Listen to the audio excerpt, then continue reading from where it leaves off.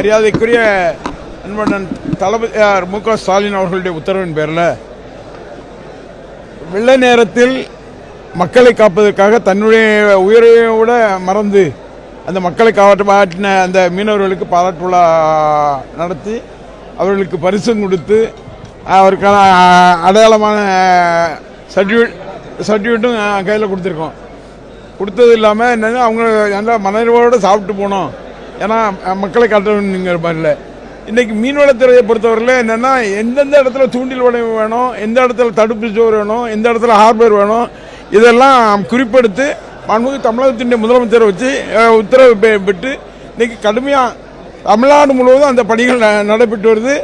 அது மட்டும் இல்லை, இன்றைக்கி ராமநாதபுரத்தில் பாசி மூலம் பாசி வளர்த்து அதை உணவுப் பொருளாக மாற்றக்கூடிய அந்த வேலையும் இன்றைக்கு திறமையாக நடைபெற்று வருகிறது.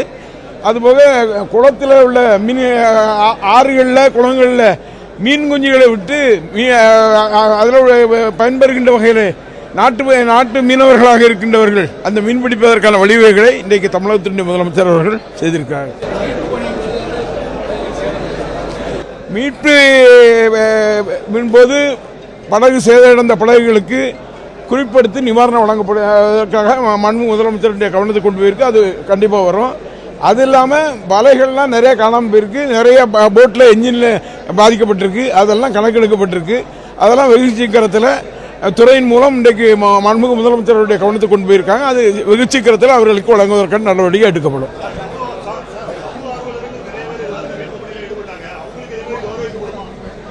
இது எங்க துறை மட்டும்தான் நாங்கள் பார்த்துட்டு இருக்கோம்.